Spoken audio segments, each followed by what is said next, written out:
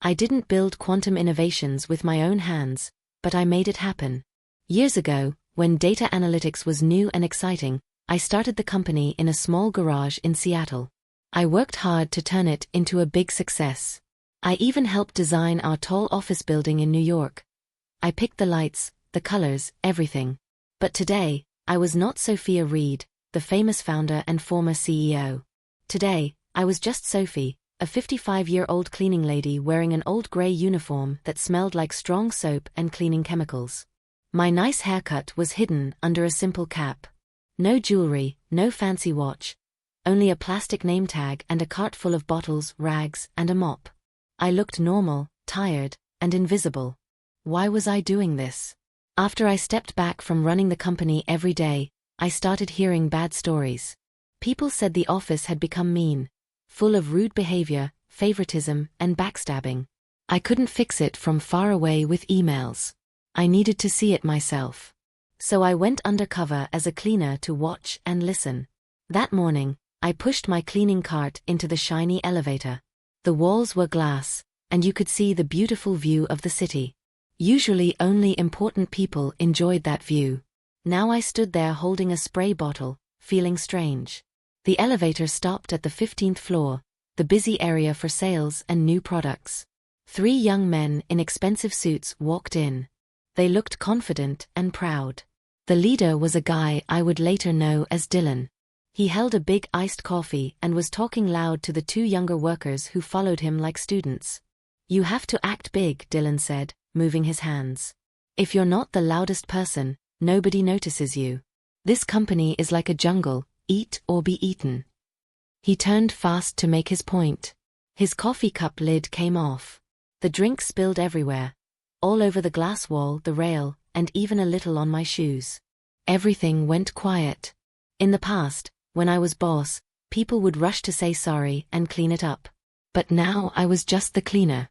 Dylan looked at the mess, checked his watch, and sighed like it was a big problem for him. "What a pain," he said. Then, without looking at my face, he spoke to the air near me. "Hey, clean this up fast. The director will come soon. It looks bad." My hand tightened on the bottle.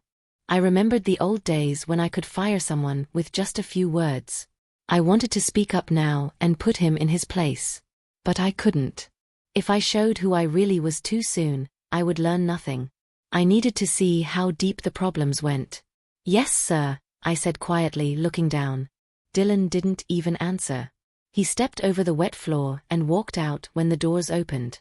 His friends followed, whispering and laughing. I was alone again. I knelt down and started wiping the sticky coffee. As I cleaned, I made a promise to myself and to the company I built. "Enjoy your power for now, Dylan. Very soon, I will clean up a much bigger mess, starting with you." But that was only the beginning.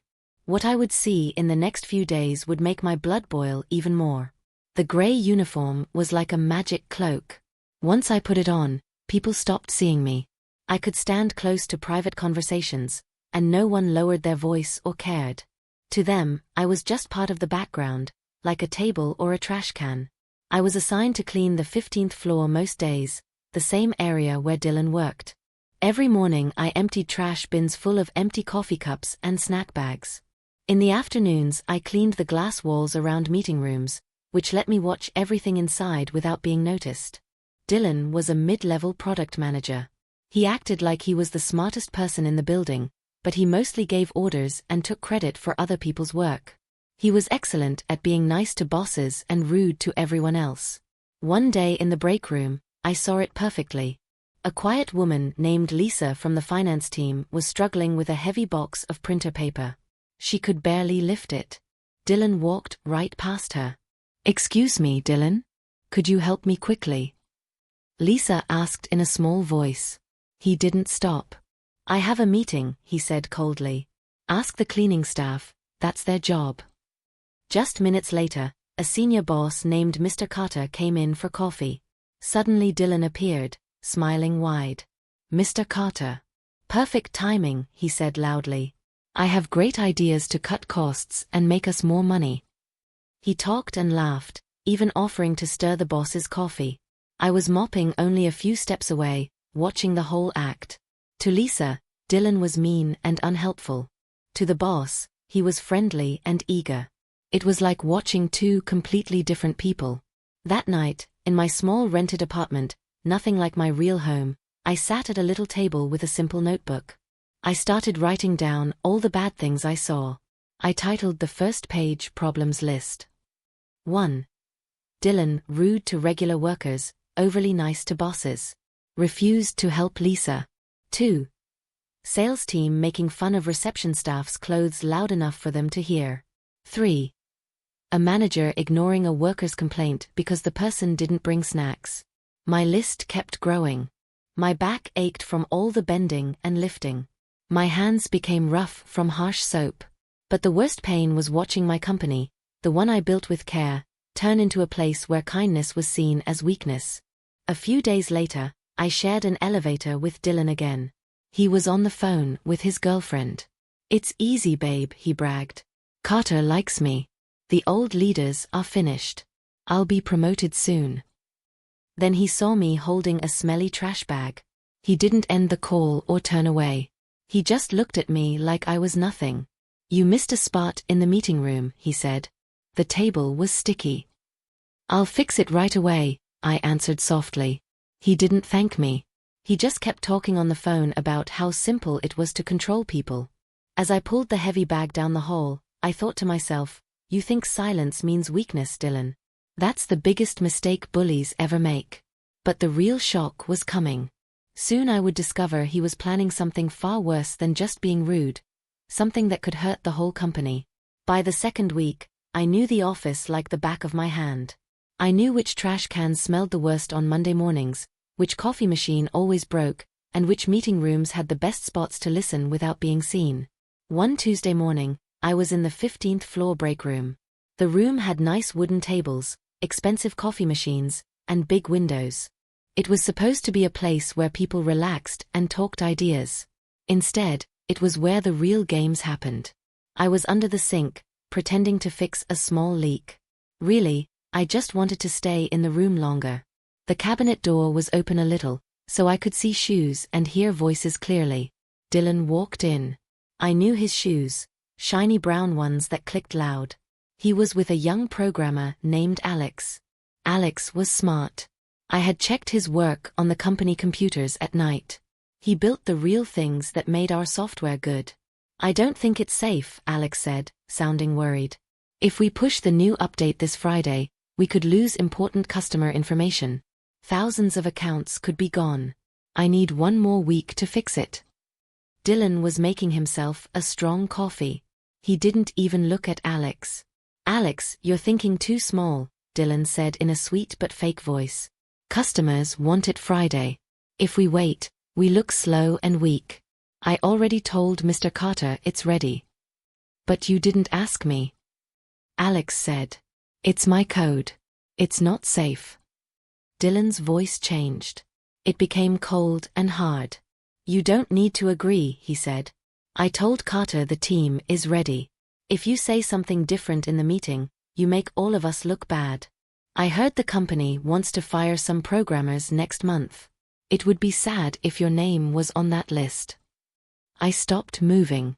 My hand held the tool tight. This was not just being rude. This was threatening. Dylan was ready to risk customer trust just to look good in front of the boss. Alex went quiet. I could hear him breathing fast. "Okay," he whispered finally. "I'll try to make it work." "Good choice," Dylan said, happy again. He even patted Alex on the back like they were friends. "Hey, grab me some sugar while you're up." They left. I stayed under the sink for a long time. The dark, damp space felt right for how I was feeling, angry and sick. This was my company. I built it to be fair and safe. Now people like Dylan were breaking it for their own gain. I crawled out slowly. My knees hurt. I washed my hands and looked in the shiny faucet. My face looked older, tired. But my eyes were strong. I decided that day, firing Dylan quietly was not enough. I needed to show everyone what he was doing. I needed proof that could not be hidden. That night, I used my secret phone to call Grace, the head of checks and safety. I hired her many years ago, and she was still loyal. "Grace, it's me," I whispered. "Don't ask questions. Watch the new update from the 15th floor team. Stop it from going live, but make it look like it did. I want to see what happens when it breaks." I hung up. Dylan wanted to play a dangerous game. Fine. I was going to make sure he lost, big. But I didn't know yet how personal this fight would get. In just a few days, Dylan would do something to me that would push me over the edge. By the third week, the cleaning job had become part of me. My shoulders hurt every night, my fingers were cracked from strong chemicals, but I kept going. I needed more proof of how bad things had gotten. One afternoon, I was called to the top floor, the executive level. Someone had spilled a green smoothie in the big glass meeting room called the fishbowl, because everyone could see inside. I pushed my cart in quietly, bucket and mop ready. The room was full of directors and vice presidents. They were having their weekly strategy meeting. No one stopped talking when I entered. No one even looked at me. I was invisible again. A man named Victor was leading the talk. He was loud, rich, and acted like rules didn't apply to him. Dylan wanted to be just like him. "The problem isn't our product," Victor said, pointing at a screen showing sales going down. "The problem is we have too many extra people. Too many support workers. We need to cut costs, fire the ones we don't need." I sprayed the green mess on the table and started wiping slowly. Cut people, I thought. These were real workers he was talking about. Good people who had been with the company for years. "We can save money by using machines instead of people," another boss agreed. "And do we really need full pay and benefits for basic staff? They're just cost." Then Victor laughed. "Don't get me started on the cleaning team. We have way too many. Half the time I don't even see what they do."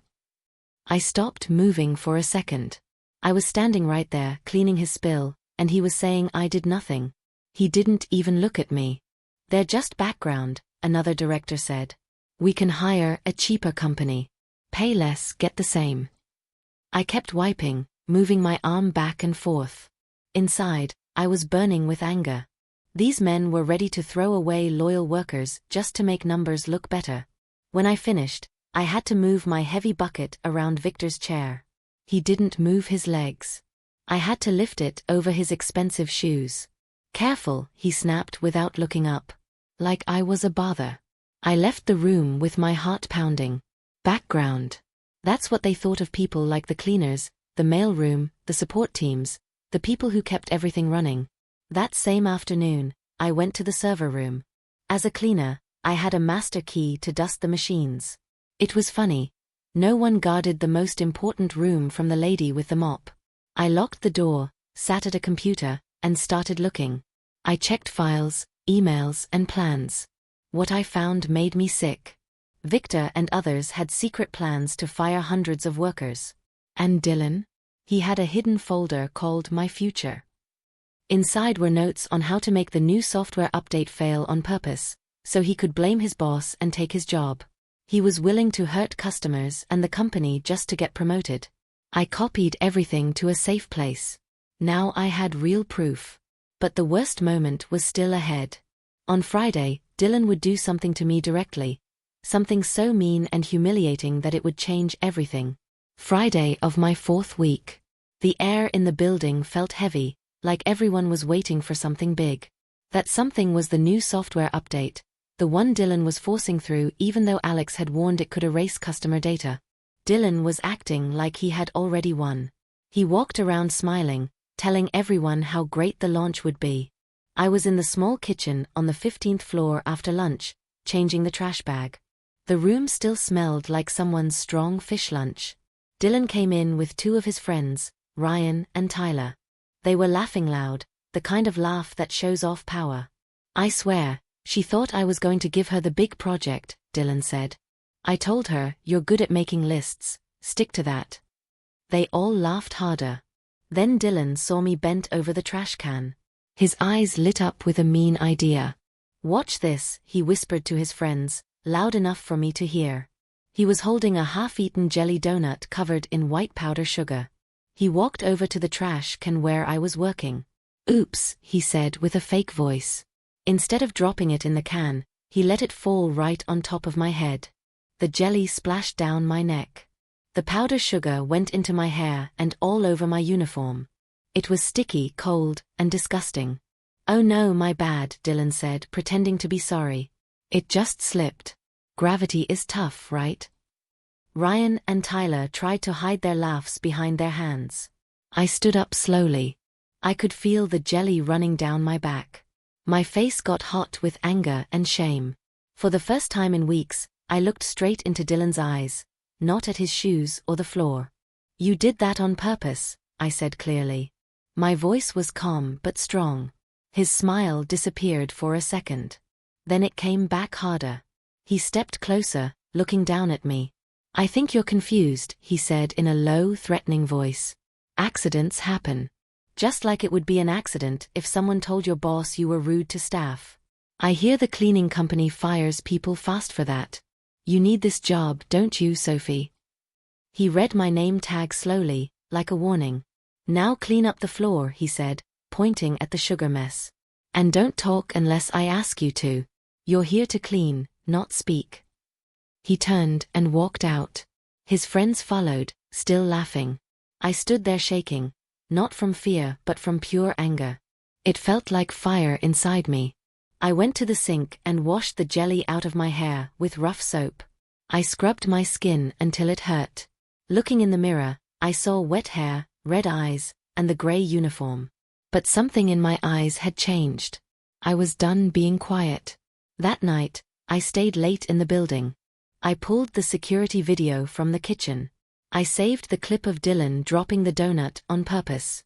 Then I went deeper: pay records, expense reports, emails. I found more.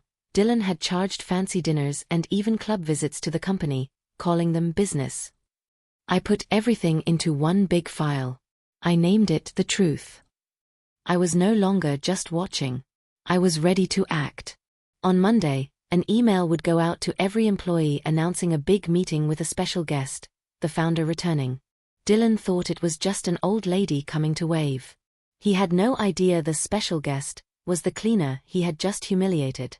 Monday morning arrived like a storm building in the distance. At exactly 9 a.m., every phone, tablet, and computer in the building buzzed at the same time.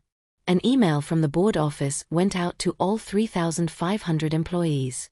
Subject: Important all-hands meeting this Wednesday. Message: Please join us in the main auditorium at 10 a.m. for a company update and a special address from our founder, Sophia Reed. Attendance is required for everyone: office, remote, and contract staff. I was mopping the hallway outside the open office area when the notifications went off. Heads popped up from desks like surprised animals. Whispers started right away. "Sophia Reed," a young worker said. "I thought she was retired and living somewhere fancy." "She's a legend," another replied. "My teacher in college used her old code as an example." Then I heard Dylan's voice from his desk. He leaned back in his chair with his feet up, another rule he broke. "Great," he said loud enough for everyone around to hear. "Just what we need, an old history lesson from the grandma of tech. She's probably coming to say thank you and give our bonuses to charity." Victor, the loud director, laughed from his office door. "Be careful, Dylan. She still owns most of the company. But I heard she's not sharp anymore. Probably just wants to wave and take pictures." Dylan spun a pen in his hand. "I hope it's quick. I have a lunch booking at a nice restaurant to celebrate the launch." The launch. He meant the software update that was supposed to go live right after the meeting. He thought everything was perfect. He didn't know I had told Grace to block it and let it run in a safe test area only. His success would be fake, and when it failed in the test, I would have final proof. I kept mopping, saying nothing. Inside, I smiled a little. Old and not sharp. They had no idea. That night, back in my small apartment, I got ready. I opened the bag I had kept hidden. Inside was my real clothes: a sharp navy suit, silk blouse, pearl necklace I wore when the company first went public, and black heels that made a strong sound when I walked. I laid them on the bed and looked at them for a long time. Then I took out small cards and wrote 3 words. Reveal truth change. Tuesday passed slowly. The office was excited and nervous. People cleaned their desks and wore nicer clothes. Dylan walked around like a king, telling everyone he might get to speak to the founder and share his new ideas. She needs to hear how we do things now, I heard him say in the restroom area while I refilled towels. The old ways are dead. We need fast, strong growth. She'll see I'm a leader like her. I stayed quiet in the stall. Leaders recognize leaders, he thought. Yes, Dylan. And real leaders also recognize liars and bullies. You just don't know which one you are yet. Wednesday morning came. The sky was cloudy and cool. I arrived early at 7 a.m. This time, I used my real keycard, the black one only top people have. The security guard looked confused when it beeped special. I wore a long coat, scarf over my face, and dark glasses. Good morning, I said in my real voice, strong and clear. He didn't know what to say. I took the elevator to the top floor, to the private room behind the stage. It was time to become Sophia Reed again. But the best part was still coming. Just before the speech, I would run into Dylan one last time, while he still thought I was only the cleaner. The auditorium was already filling up. I could hear the low hum of hundreds of voices through the walls backstage. It was 9:30 a.m., and employees were pouring in, finding seats, chatting nervously about why the founder was suddenly coming back. I stood in the small private room behind the stage, looking at myself in the bright makeup mirror. The gray uniform was gone. The cap was gone. My hair was styled in soft waves, silver blonde like it used to be on magazine covers. I wore the sharp navy suit, the pearl necklace, and red lipstick that felt like armor. I looked like Sophia Reed again, the real one. But I wasn't ready to walk out yet. I put on a long trench coat, buttoned it high, added a scarf over the lower part of my face, and slipped on big dark sunglasses. I needed to get to the stage wings without anyone recognizing me too soon. I took the service elevator down one floor to the backstage area. The doors opened, and fate laughed at me. Dylan was standing right there, waiting with Victor and Mr. Carter. They were headed to the VIP elevator for front row seats. They were joking and laughing. If you want good work-life balance, go work at a coffee shop, Victor was saying. This is quantum. We move fast. They all chuckled. Then Dylan noticed me stepping out of the service elevator. A woman in a coat, scarf, and glasses. He didn't know it was me. To him, I was just someone in the way. Excuse us, he said rudely, pushing past me to press the VIP button. He even bumped my shoulder hard. Staff entrance is over there, sweetie, he added, not looking back. Mr. Carter glanced at me. Who was that? Probably bringing coffee or something, Dylan said with a shrug. Or maybe the founder's helper. I heard she's old and weak now. I stopped walking. My hand was on the door to the stage wings. Old and weak. I turned my head just enough to see Dylan's reflection in the shiny elevator doors.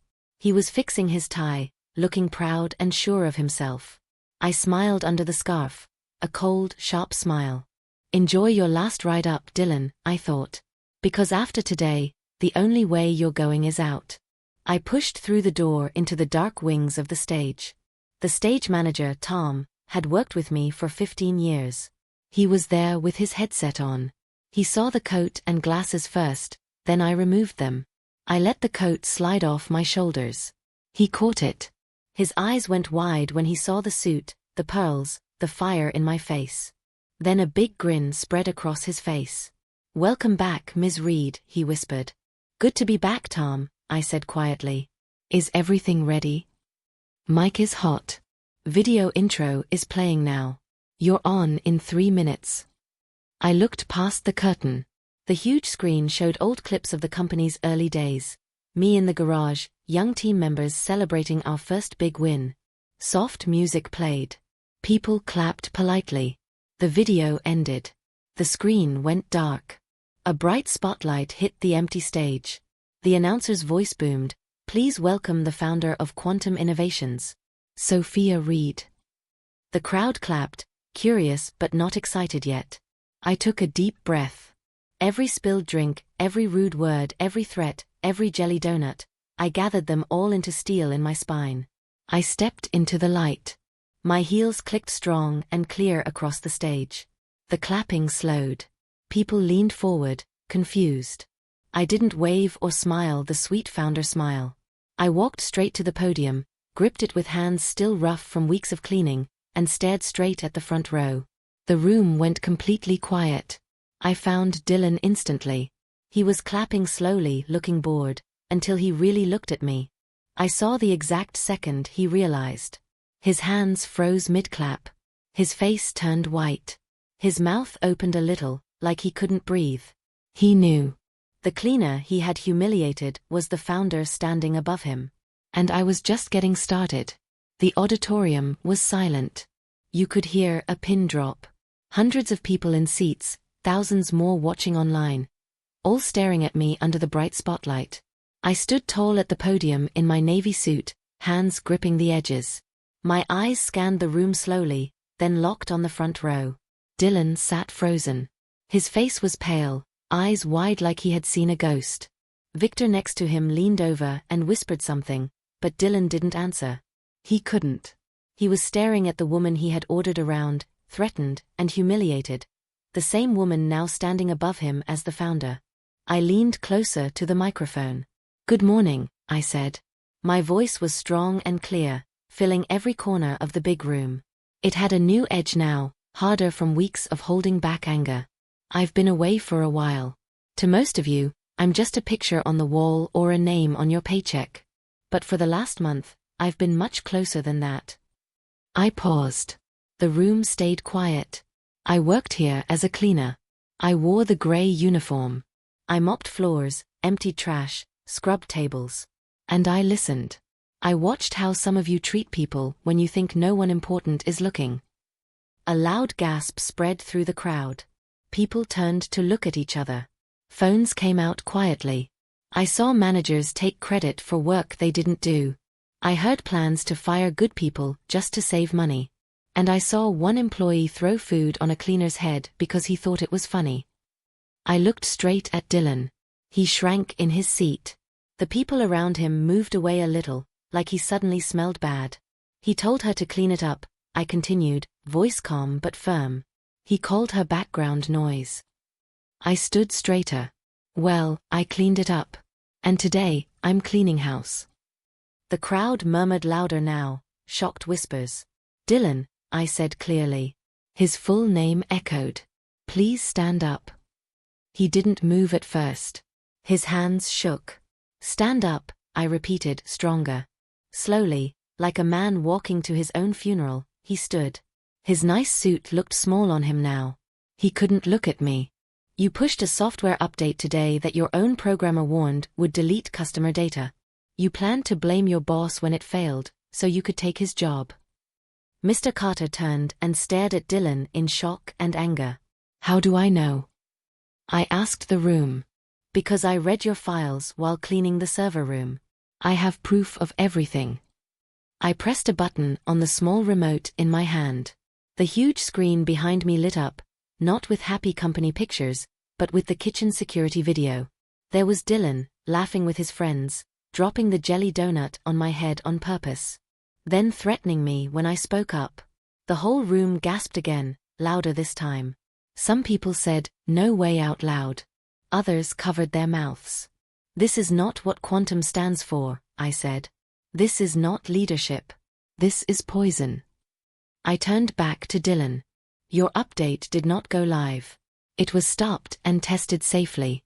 It failed, just like Alex warned. Your plan is over. Your job here ends now." "Security," I called calmly. Two big guards in suits walked down the aisle fast. "Please take Mr. Dylan out. He doesn't need to get his things. We'll mail them in a box." Dylan finally spoke, voice weak. It was just a joke." "Take him out," I said. They took his arms. As they pulled him away, he looked back at me one last time, scared and small. Then he looked down at the floor he was walking on. I waited until the doors closed behind him. Then I spoke into the microphone again. "Oh, and Dylan," I said loudly. "You missed a spot." The room exploded, some gasps, some nervous laughs, but mostly stunned silence. I wasn't finished yet. There were more changes coming, and the whole company was about to feel them. The doors closed behind Dylan with a loud thud. The auditorium stayed quiet for a moment, like everyone was holding their breath. Then a few people in the back started clapping slowly. It grew louder, turning into real applause, not polite but strong and relieved. I waited until it quieted down again. I looked out at the sea of faces. Some looked shocked. Some looked scared. Many looked hopeful. "This is day one of a new quantum innovations," I said, my voice steady and clear. "We will check every team and every leader. We will look at how people are treated. If you act like some workers don't matter, start looking for a new job.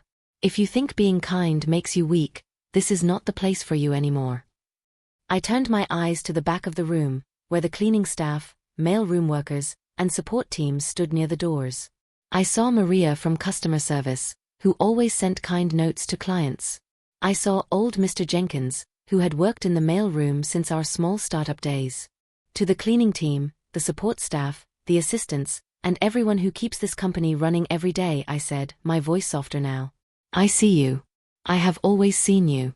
And starting today, everyone else will too." I paused for a second. "Effective right now, we are raising the pay for all support and facilities workers by 20%. We are adding better benefits. And we are making a new rule, zero tolerance for disrespect. No one here is background noise. Everyone matters." The applause started again, this time from the back first. The cleaning team clapped hard. The mail room cheered. Then the programmers and regular workers joined in. It spread forward like a wave. Even some managers in the front stood up and clapped, maybe because they wanted to, maybe because they were afraid not to. The sound was loud and real, filling the whole room.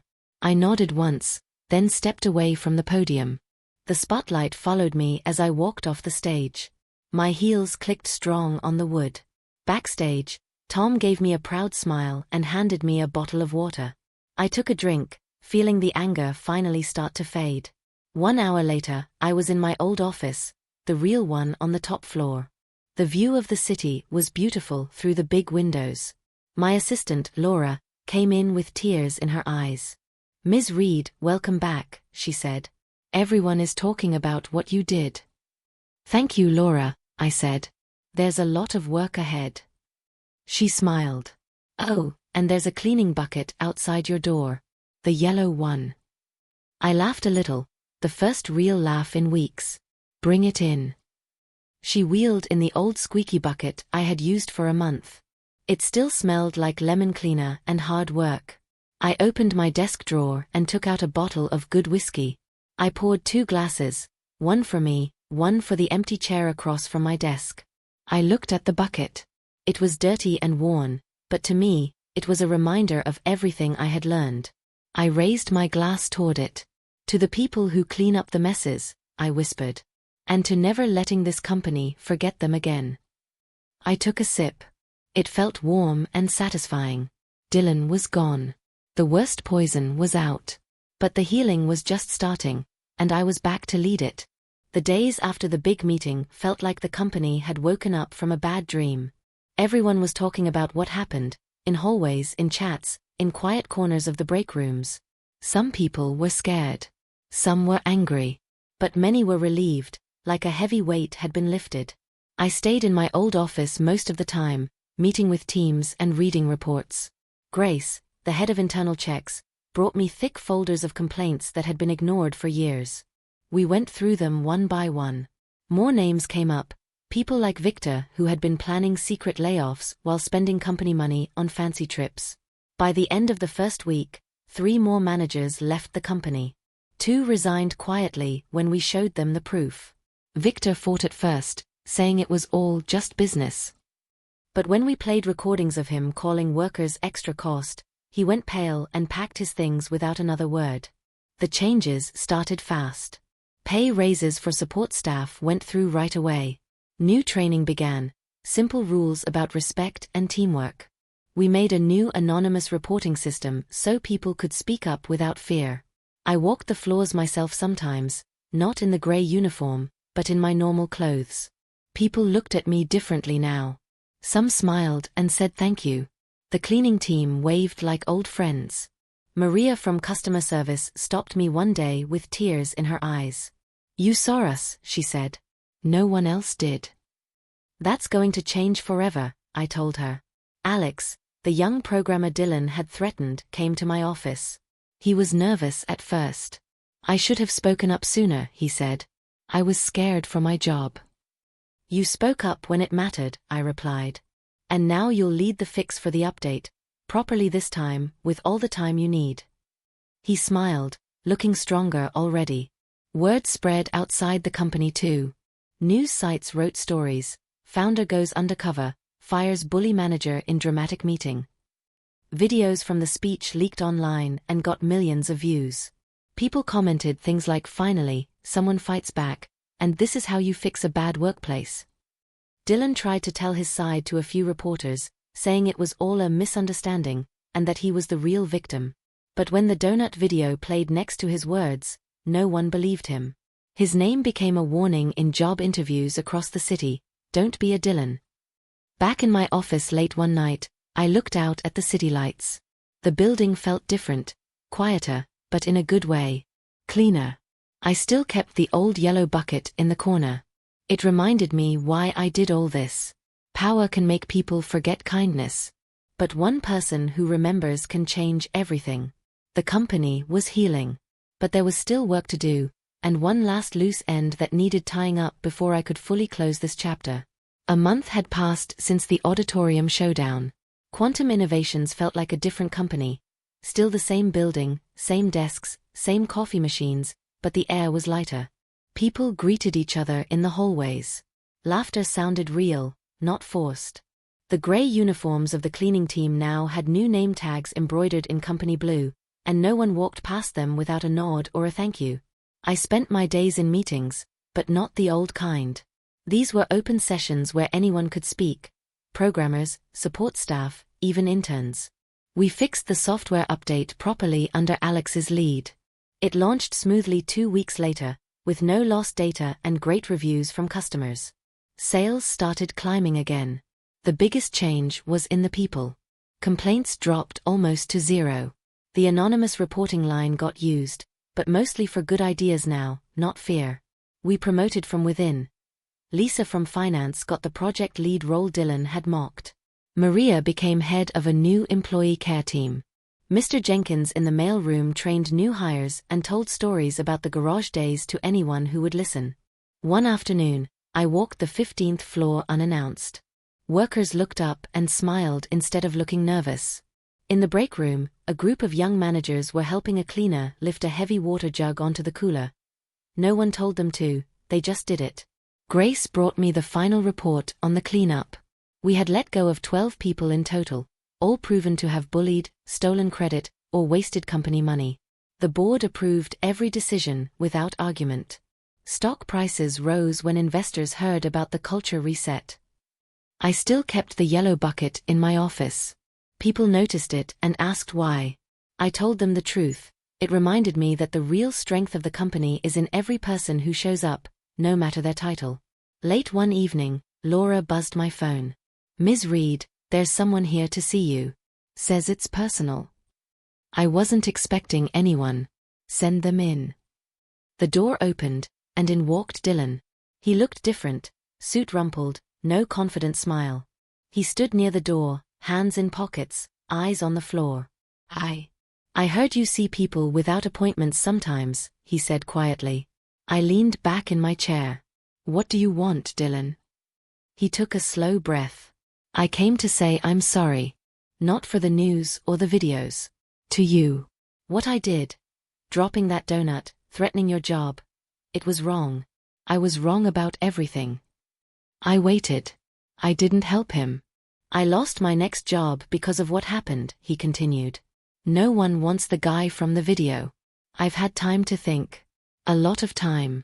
I treated people like steps to climb. You showed everyone what that really looks like." He finally looked up. His eyes were red.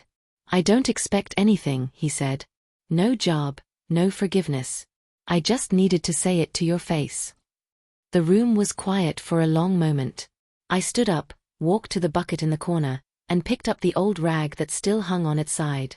Redemption isn't given, I said. It's earned, one choice at a time. Start by treating the next person you meet better than you treated the last. He nodded slowly. Thank you for hearing me, he whispered, then turned and left. I sat back down, looking out at the city lights. Maybe he would change. Maybe not. But the company already had. There were still challenges ahead: growth, competition, new ideas. But the poison was gone, and the heart was beating.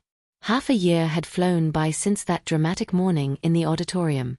Quantum Innovations wasn't just surviving, it was thriving. Our stock had climbed steadily, new clients were signing on because they heard we treated people right, and the company name appeared on best places to work lists for the first time ever. I still worked from my top-floor office, but I spent more time walking the floors than sitting at my desk. The building felt alive again. Break rooms buzzed with real conversations, not gossip or fear. Teams shared credit openly. The cleaning staff ate lunch at the same tables as managers. No one thought twice about it. We launched 3 new products in those 6 months, all built with proper time and respect for the people making them. Alex became a director, leading a whole department of happy programmers. Lisa ran major projects and mentored younger workers. Even old Mr. Jenkins got a comfortable new chair and a title, company historian. The respect rules worked. Complaints stayed low. When small problems came up, people talked them out face to face instead of hiding or threatening. Kindness wasn't seen as weak anymore, it was seen as smart. One sunny afternoon, I held a company picnic on the rooftop garden we had added as part of the changes. Hundreds came, families, kids, dogs. I walked around in simple jeans, shaking hands and listening to stories. A young cleaner named Rosa stopped me. You changed everything for us, she said. I used to feel invisible. Now I feel proud to work here. That's how it always should have been, I replied. Later, Grace handed me the latest culture report. Numbers showed happier workers, less turnover, and better ideas flowing. It's holding strong, she said. The poison is gone for good. That night, I sat alone in my office with the lights low. The yellow bucket still stood in the corner, faded but clean. I poured one last glass of whiskey and raised it toward the city view. I thought about the spilled coffee that started it all, the jelly donut, the threats, the fear in Dylan's eyes when the truth hit. It had hurt to see my company broken.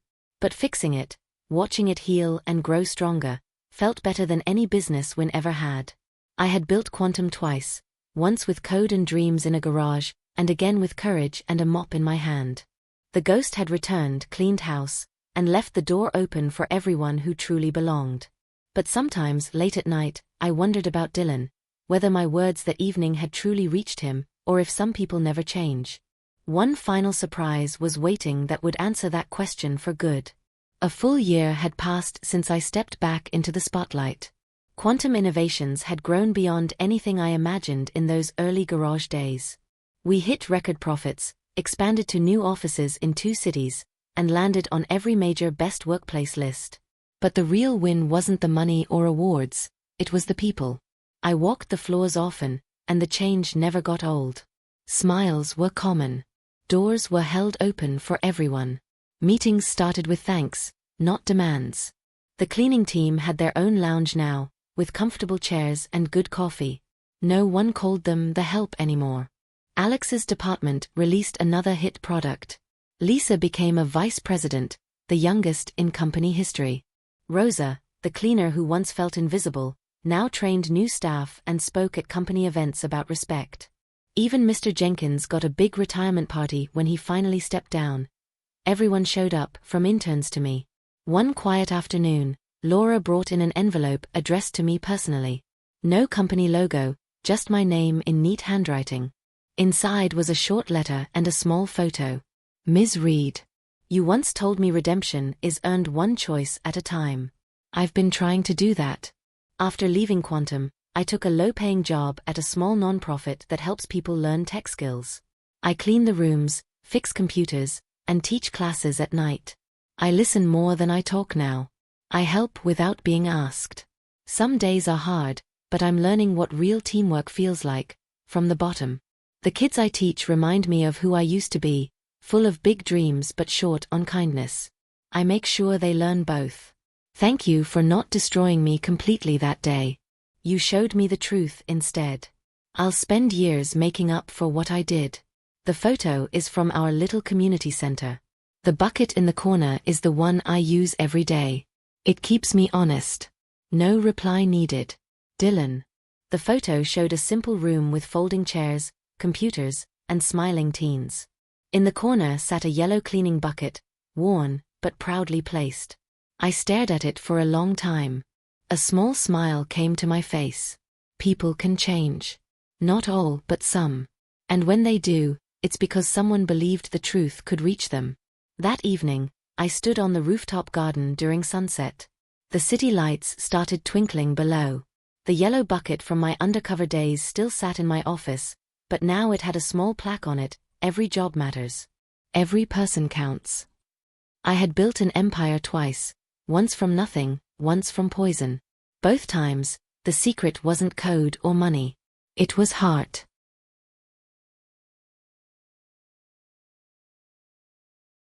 Quantum Innovations wasn't just my legacy anymore. It belonged to everyone who walked through its doors: cleaners, coders, dreamers, and even those who stumbled and found their way back. The ghost had come home for good. And this time, she wasn't leaving.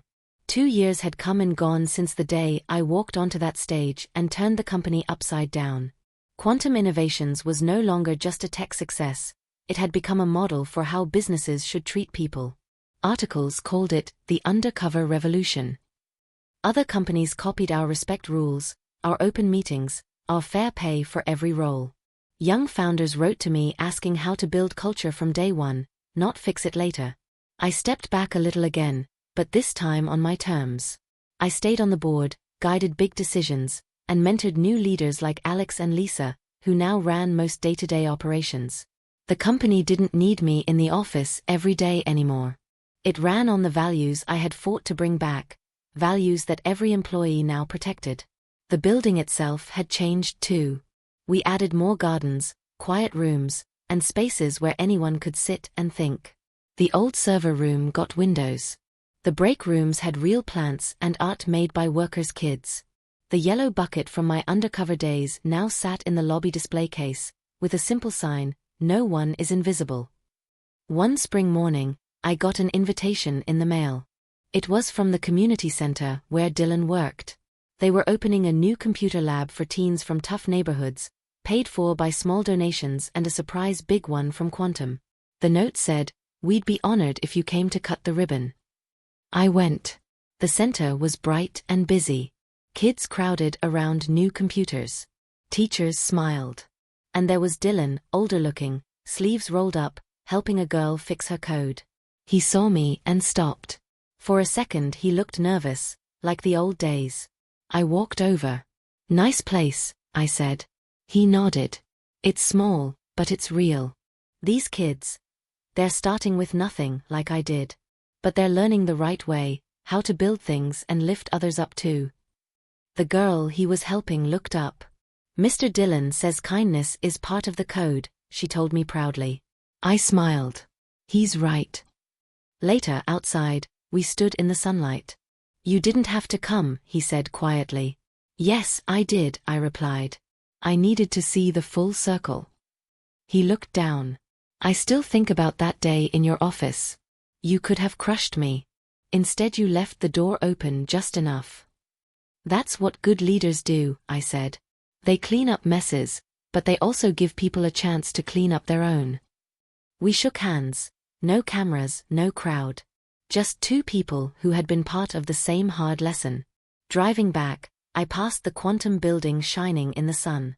Thousands worked inside, each one seen, each one valued. I had built my empire on code and courage, lost it to poison, then won it back with a mop and the truth. The greatest revenge wasn't destroying Dylan. It was proving that even the worst among us can change, and that a company built on heart will outlast any built on fear. My legacy wasn't the building or the profits.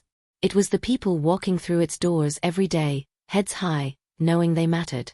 And that was worth every sticky spill, every aching back, every silent tear wiped in a utility sink.